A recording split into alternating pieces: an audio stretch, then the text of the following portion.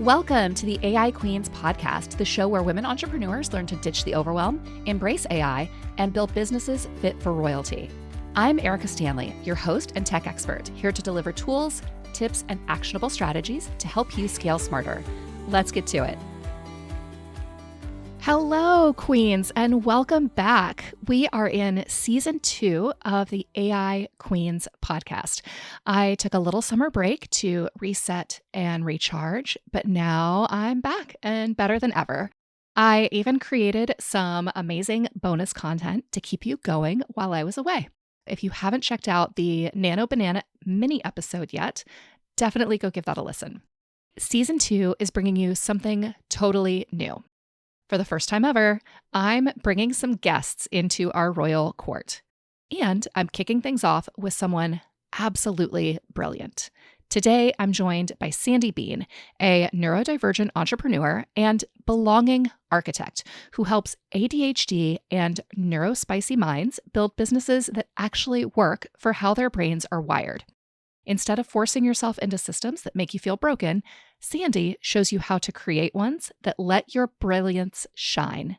If you've ever felt like traditional business systems just don't work for your beautiful, chaotic brain, or if you're constantly battling overwhelm, time blindness, or that voice that says you're too much, this episode is for you.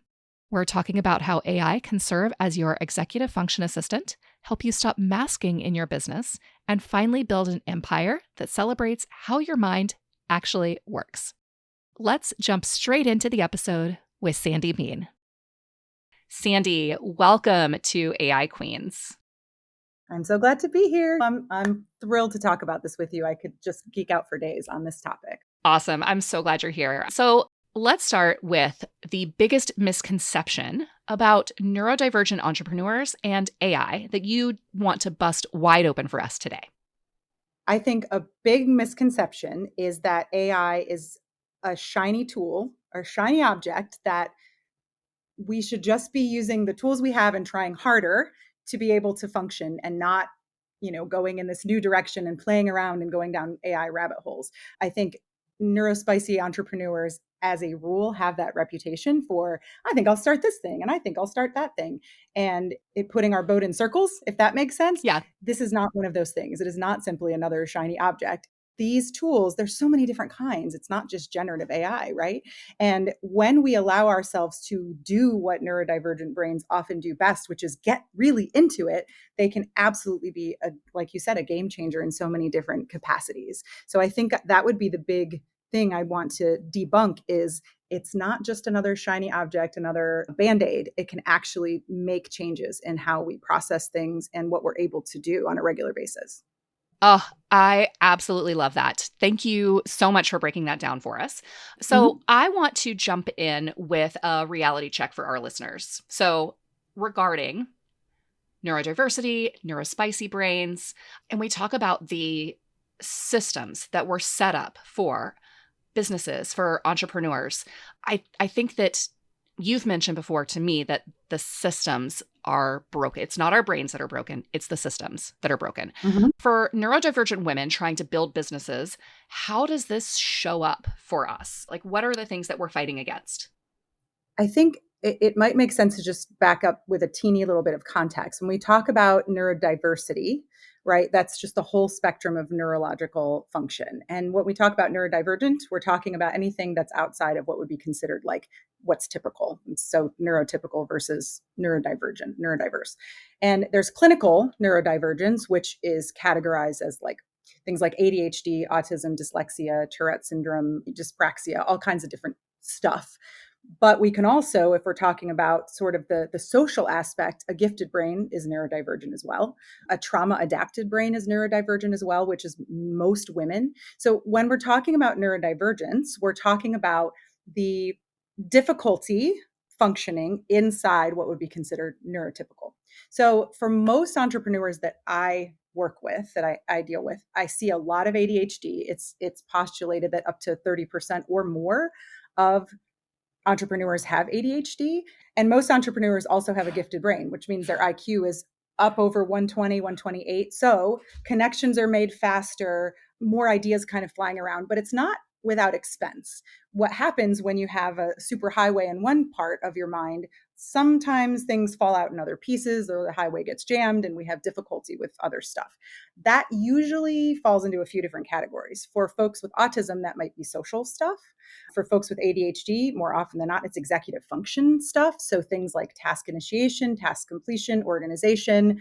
There can be anxiety around a lot of things, rejection sensitivity. So it's interesting to think about all of the different ways that we are impacted just by having a brain like that. If we take that context and we say, okay, now what? Now, what do we do with that? What are the difficulties that we're running into, and how do we help ourselves? It's going to look different for everybody, right? So, for most women that I know, that starts with executive function, at least for me, especially for me. It starts with, how can I manage my calendar? How can I make sure I'm actually getting my goals done? And how can I make sure that I am taking the demands that are in my brain for all the other parts of my life and putting them over here? And I'm not going to forget them while I'm trying to pursue these goals, because entrepreneurship, as there's so many different hats that you wear, and we have a lot going on all at the same time. So it's like, we need a way to help catch that. We need extra baskets, and AI can help provide that for us. I love that and I feel that. There's a different weight on my brain since I started my business than there was when I was working for someone else and I had a set system or set list of responsibilities. And when I would log off at the end of the day, I was just done. And entrepreneurship doesn't work like that. No, and it's helpful to think about shifting gears at the end of the day and all of that. And like I said, AI tools can really help with that.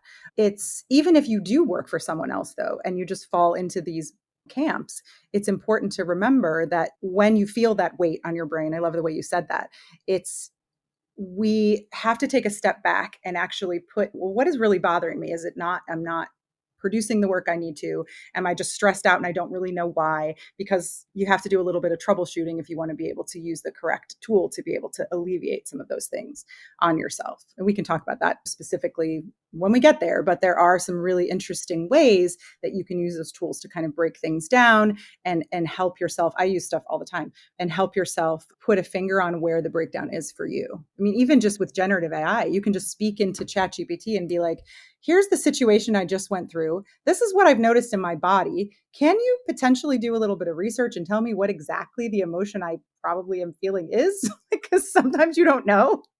It's very, very helpful. And some people don't think about using the tools that way, you Oh, know? that's so interesting. I had not thought Mhm. about using it to help name, like, what am I feeling right now? This Yeah, is like like, what's this is what is what's going going on? on. And yes, I did use it last week. I was feeling really overwhelmed. I'd been traveling for like 3 weeks straight, living out of a suitcase. And I get back to my desk. I've got a lot of emails.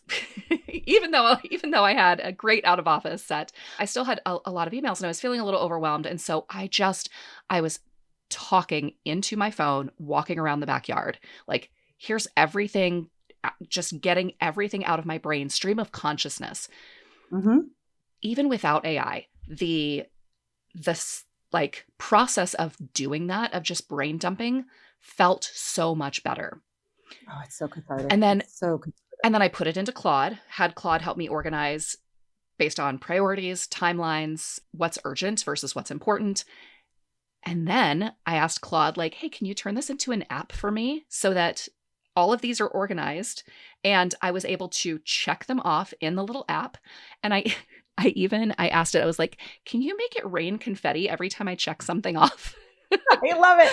Dopamine rush. Yes, Yes. yes, for a little dopamine hit. And it was so cool that it helped me do all of that in less than 20 minutes, where I had been sitting paralyzed with indecision at my desk, procrastinating, doing things that I did not need to be doing. Like, oh, I think I'll do some research on Instagram and see. Like, no, girl, you've got so much stuff to do.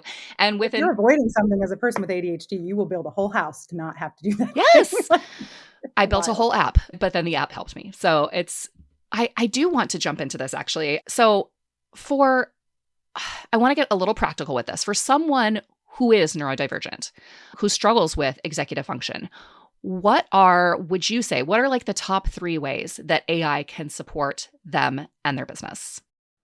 I think one of the things that folks with ADHD and autism and a lot of these neurodivergent folks struggle with is prioritization. That's huge. Yep.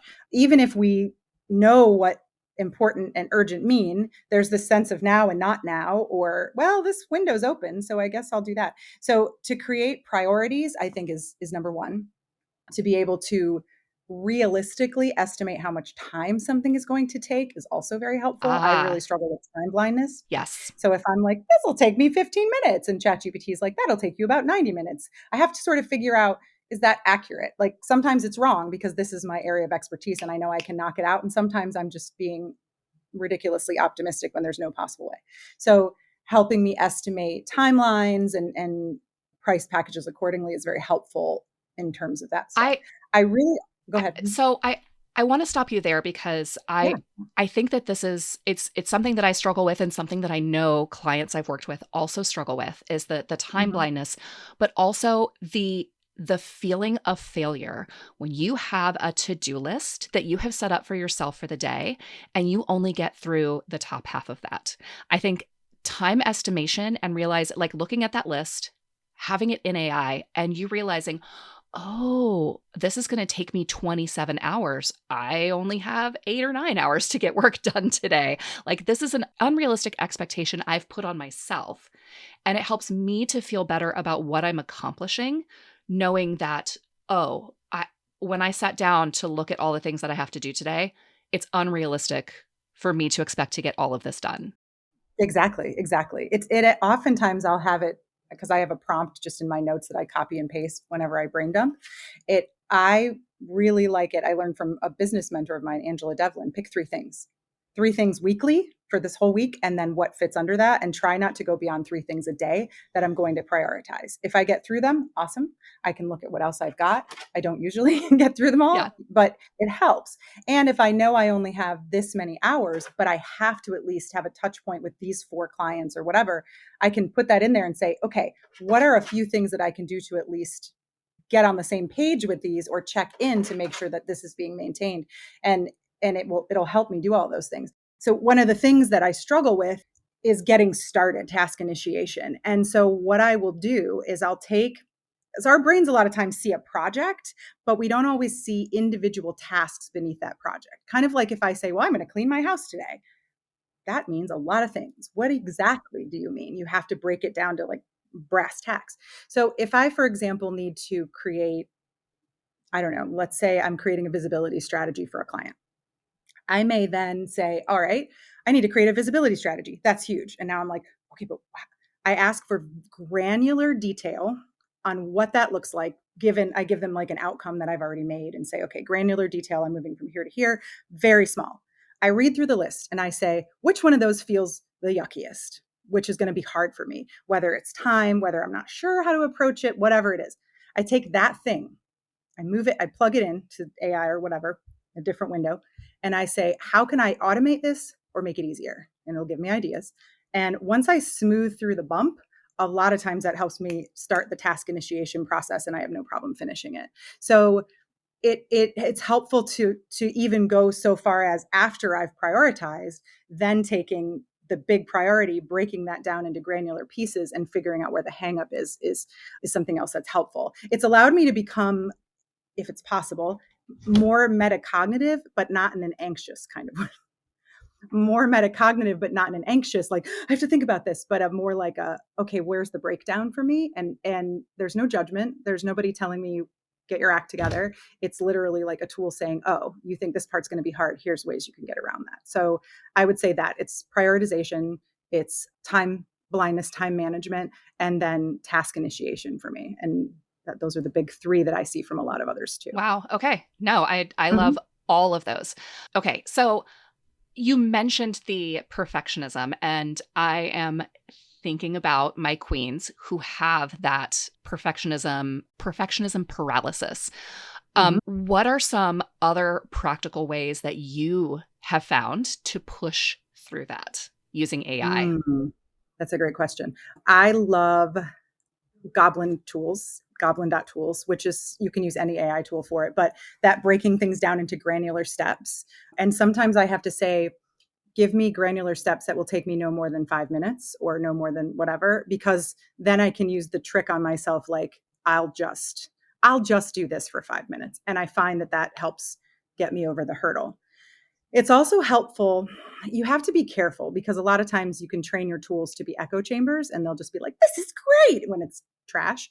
So if you can train and have a great prompt, which, the AI can also help create the prompt, you can put in something you're working on that you think is absolute dribble, and it will give you feedback on, actually, this is not dribble. You Yes. can absolutely give this to someone, because we get in our own heads and we don't always understand our own brilliance because we are ourselves. So having realistic feedback, how far am I in this process, and having another source to sort of iterate with is very, very helpful. And also just being able to get reminders. Like, sometimes my perfectionism comes from, oh my gosh, I'm going to run out of time or whatever. So if I can manage that by having reminders and time blocks, that's really helpful. Because for me, this goes back to the time blindness thing. The perfectionism can sometimes rise up in me because I feel like there's so much to do and I need to do it all right now. And what am I going to do? And even though I don't intend to get frozen, I do. So what is really helpful for me is when I'm setting up my week, I already have time blocks that exist. But if you don't have it, you can start from scratch and you can say, break these into categories. I have 30 hours this week. Where makes logical sense, so I'm not swapping between maker and manager tasks when I need a deep focus set, whatever. It'll give you an ideal week. And what happens is, if I know that I'm only supposed to be creating Canva graphics from 9 to 11 on Wednesday, I'm not thinking about the other 57 things I need to do when I'm in that block, because I know I'll get to them. It alleviates some of that guilt if you're not doing other things. Ah. It really, really helps. So having it block that out, so I know that I will get to it because I've devoted that time, but it allows me to be present, and I'm so much more productive that way, because I don't have any spoons being taken away from all the other thoughts that are roaming around in my brain. So that really helps, because if I can stay calm and focused, it helps me be able to manage that perfectionism on a more realistic level. Oh, it's helping to clear up the clouds in your brain because you know that it's already going to be handled later on in the week. Exactly. Oh, Exactly, love exactly. that. And it's amazing, isn't it? It's really, essentially, we get to outsource some of our, like, frontal lobe, right? Some of our working memory, where we're like, I don't need to think about this now. I'm going to put that over here. And you can, because you have a list, you have your prompt, this is your block, and that's it. So it really, really helps. It helps a ton. And what tool are you using for this? Are you in ChatGPT? Are you in Claude? Like, Claude, it depends on the task. Personally love Claude for feedback on things that are creative. If I want to play with the nuance of phrasing or something like that, I think it does better with tasks for me that are linguistic. I also prefer it for coding and stuff. If I need something that's a little bit more sort of a scientific analytical breakdown, I like ChatGPT. Goblin.tools is an app, or you can use the website, that's specifically designed to break things into granular pieces. You, like, drag the little slider bar to how many chili peppers for how neurospicy you're feeling that day, and you click it. It's so cute. And it will break down from there into subtasks and everything. I find that one kind of fun because it's like gamified a little bit. So I would say those three are the big ones that I use. And then I do a lot of automations with my inbox, with my calendar, just things like that, that just to off source, like, so I don't have to think about stuff, yeah. if people book with me and things like that. So, but for these kinds of things I'm talking about, I tend to use generative AI. And it just depends. I would say my main go-to, though, is probably Claude.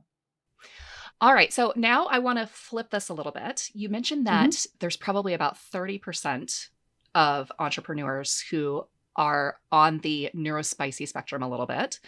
Oh, just ADHD. There's Oh, probably more. just ADHD. Okay. That means that many of us are having to work with and communicate with neurotypical brains on the regular.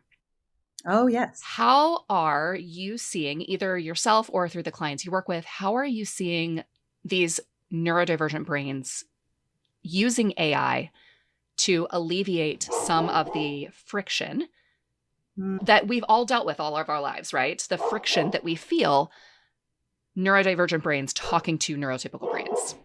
Mm. So I'll go into two specific qualities and cases. One is, so I had a client who, she has dyslexia and is brilliant, but really struggles with her own self doubt in expressing her ideas clearly because of her disability. So if you're not familiar with dyslexia in terms of how it impacts even adults, right? There's just difficulty in reading and writing expression, verbal expression too. And so but dyslexic brains are amazing at 3D imagining like all sides of a problem, just very powerful problem solvers and can really look at layers of things. But it's frustrating because there's often this disconnect in I can see it, but to get it out there, I know it's not going to be necessarily spelled correctly. I might speak about it in a circular way, and that's going to frustrate everyone, and I'll just shut down. In the right conditions, that doesn't happen.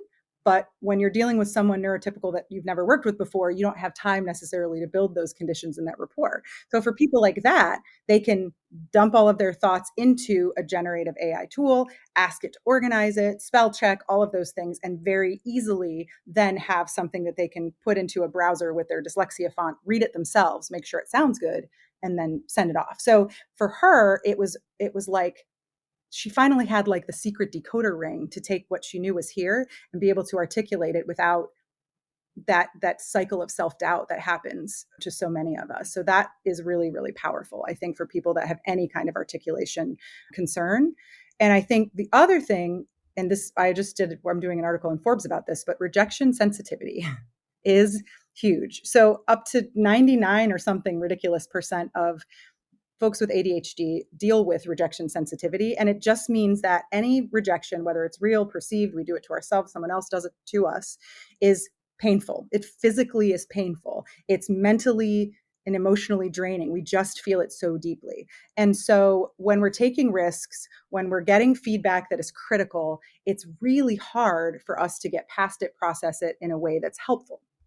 So what happens is we either can kowtow and send back a reply that's like anything you want, whatever, even if we're not in the wrong, or we may get a heavily critical document or feedback that we just don't have the bandwidth to process in a way that's not going to be triggering.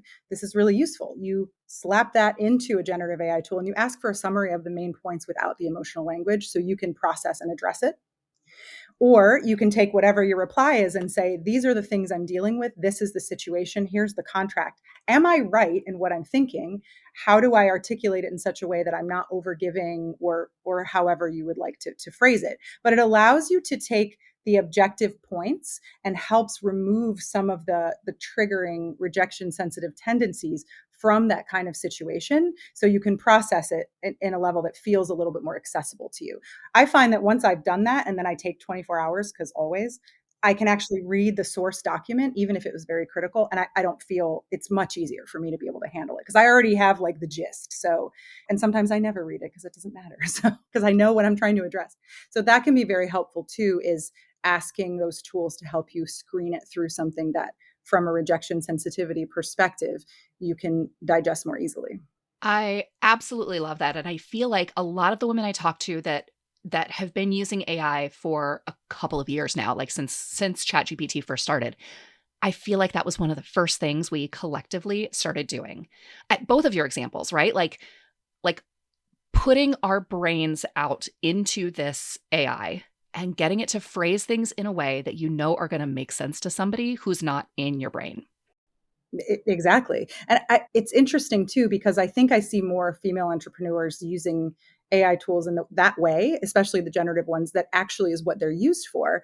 Because I get frustrated when people are like, I'll just look it up on ChatGPT. And I'm like, That's not what it's actually, for. no. We're looking at patterns. You can ask it to go research, but we still have a use for Google and research journals and peer reviewed things. But when we're trying to actually process something and phrase it differently and work with it, this is the power of these tools, right? So I've seen some really interesting. It's cool to note that because that's what we struggle with as neurodivergent entrepreneurs and women and people who are trauma adapted, that's immediately what we went for. We weren't like, this will replace Google. We were like, oh, please help me figure out how I cannot make this worse. Yes. Great. It's so helpful. And I think the prompt is important too, where you just ask for realistic feedback and stuff. I think that's why it's so important, even if you're not a prompt engineer, to understand like what you teach about the context, about giving it parameters of objective feedback and things like that. I think that's it's super important to get the outcomes that you're looking for. Yeah, I'm starting with that basic framework, I call mine the crown method, but starting with that basic framework of the prompt, but I'm Hmm. really leaning more into lately process over prompt, Hmm. where yes, you want to start it off with enough information so that it understands, but then really putting the chat back into chat GPT, where I'm having a conversation with this generative AI that now, with the memories, with my custom instructions, and Mm-hmm. with all of the conversations that it's already had with me and knows about me, it's gotten so much more powerful at knowing like how to work with me. Maybe that's just perception, but I mean, I don't think so. it's getting better. I think so. And it really depends too on the time of day, the capacity of what's going on. Yeah. And so I think that that's something that we also have to be aware of is that we have to still evaluate the outcome and see if it seems realistic to us. We are still the expert in our Oh yeah. own with ourselves in our own field in our own mind in our own lives. You can look at it and ChatGPT might say that's going to take you 4 hours and you're like, no, it's not. It's good, maybe an hour, but you have to look at it and give it some discernment. And I think people that's maybe another thing that's worth debunking too is that it is not an oracle that knows all and sees all. It's a tool, and you still have to practice discernment as well. And I think we can lean into something that's very easy when we're overwhelmed and just trust that it will be accurate, but that's not always the case. So it's that idea of like still taking a breather to say, is this providing me with what I need, and from an accurate perspective? Yeah. And that's our responsibility as users of the tool. We have Mm-hmm. to, as you said, exercise Always. discernment. Always discernment. Exactly. And it's an ethical way to use the tool as well, is with that discernment. I think that's what I love about Claude and Anthropic as well, is this idea of like what does ethical use look like, and how can we make sure that we are employing those strategies when we use generative AI, especially when we're using it to support our mental health and our process. Right. We have to be mindful. Yeah. When you think about neurodivergent entrepreneurs, what becomes possible for us when we stop Mm. fighting our brains and start designing these systems in our businesses around how we actually think and work? It's well, I mean, the very fact that we can actually say, yes, this is actually difficult for me. I need a better way to do it is so freeing. The level of self compassion that you can develop by witnessing something that's difficult, asking a generative tool to help you create a process that makes this simpler, implementing said process and realizing it does make it simpler because, yes, I have a difference or yes, I have a disability is unparalleled. To say, oh my gosh, it's like a prosthetic leg for somebody with ADHD in a lot of ways, because a lot of the tasks we struggle with are process oriented. And so it becomes simple to find tools to be able to do that. I think what becomes possible for us is that we can become more metacognitive and self aware, which that alone, that's kind of what medication did for me too, I think a little bit. That alone of saying, oh, when I do it this way, I feel like a squirrel on meth. But when I do it this way, I I mean, Yeah. truthfully, they do microdose you on meth if you have ADHD, right? But when I do it this way, I feel like I understand what's happening from start to finish. So it allows you to have a perspective because you have another tool to sort of bounce it off of. That's really helpful. And it allows us as well to outsource a lot of the busyness in our minds so that we can be more effective. I think that I have seen my productivity absolutely climb. It's been crazy. I've seen I don't particularly struggle with expression, but I have seen individuals who self edit significantly no longer do so in writing or whatever. It's wild to say, this is what I want to say. Can you walk me through this? So I think with those two things where we can really have self-compassion and get support on processes by being very clear and frank with them, more so than we'd even be with a therapist because there's no judgment, right? And then removing some of the self-editing that happens when we try to create something or whatever, right there, we're going to open up more opportunities for individuals, right? So what I see, especially with female entrepreneurs who have ADHD, is that we are our own worst enemy. We really are. Having feedback, being able to manage our calendar, being able to brain dump, as we talked about, and then organize all of that. They seem simple, but when we have a partner in capacity, it allows us to focus less on that and what we're forgetting and all of that, and be able to self-regulate, be more creative. It creates the capacity that we really need because we're all operating with that neurotype on a minor level of burnout, right? Most women are. So if we have that all the time, where we're sort of this undercurrent of crispiness, when we build more capacity, we have the opportunity to heal the crisp. And like then that, if you think about the hierarchy of needs, when you start to feel safe, when you start to feel regulated, you have more access to your higher level thinking skills, to your creativity and stuff. So it all sort of feeds each other, where we can be more creative, we have more capacity because we have this partner that can help us outsource things that are difficult for us, even if it just gives us a list.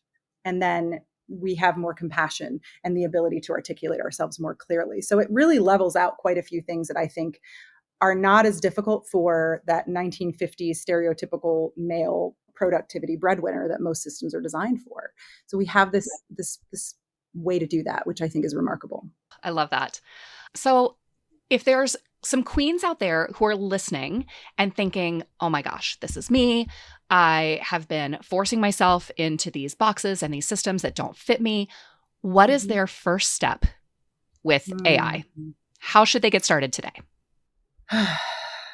It's tough to do a one size fits all question, but I would say I want you to look at your capacity, my friend. So I want you to just dump into AI, a generative tool, what you do in a typical week in your business. Just walk through it. Here are all the things. Ask it, if you don't already do time blocks, this is the game changer. Ask it to block it into categories: maker and manager tasks, creative tasks, working in your business, on your business. Ask it to organize it in such a way that if you wanted to have 6-hour days blocked in a way that made sense, where you could meet your goals by the end of the week, what would that look like? Just see. What I want you to think about most is, for entrepreneurs with ADHD, especially women, is we are operating at peak capacity, sometimes when we don't have to. If you can give yourself very clean silos to begin to organize the things that you do, it will allow you then, when you set goals, to see what you actually can take on, all of those kinds of things. So I would look at ways to build your own capacity. And if you're not sure, you can even use the tool to say, I have ADHD. I'm an entrepreneur. I'm burned out. I need to figure out ways to build more capacity. I'd like to time block. I'd like whatever. It'll give you ideas and you can latch onto the one that you think is best. So for me, that's where I would begin is, let's look at how you're spending your time, because we do tend to row in circles. Let's build some capacity by gathering back some spoons, by putting our time into some silos. And if you already time block, the other thing I'd say is figure out what you're avoiding and ask it to break it into teeny, teeny tasks and see if that helps, if you can walk through a list that way, because that's very helpful for most people that have ADHD. And it really, you'll be shocked as hell how your capacity increases with just those little changes. It's crazy. I love those. Those are both really good, like, first steps for depending on where Mhm. you're at. Love those recommendations. Sandy, where can my AI queens find you and learn more about you?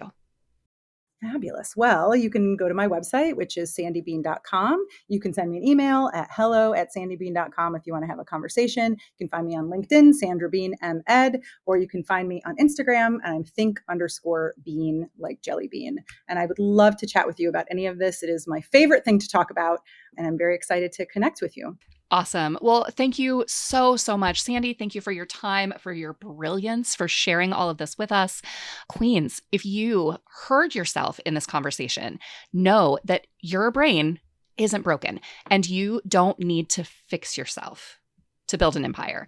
You need tools that work with you, not against you. And they're out there, my friends. Play with it and tell us what you discover, because Yes. we want to hear it. We want to hear what you have made that you're like, oh, this made such a big difference for me, because your brain is an innovative brain. Stop trying to squish yourself into a box that you never wanted to be part of to begin with. Oh, I love that. So, everyone, if you are ready to explore how AI can support your beautiful, chaotic, and brilliant brain, go find Sandy online. And if you want more strategies for building a business that's fit for royalty, exactly as you are, you know where to find me in the AI Queen Society, on Instagram now at Erica the AI Queen. That's Erica with a K, the AI Queen, and online at aiqueens.com. Until next time, stay spicy and keep reigning with AI. Thanks for listening to the AI Queens podcast. If you loved today's episode, don't forget to subscribe, leave a review, and share it with a fellow queen who needs to hear this. Want more tools and tips? Join the AI Queens Society over at aiqueens.com and start ruling your business with confidence today. Until next time, stay bold, stay curious, and keep reigning with AI.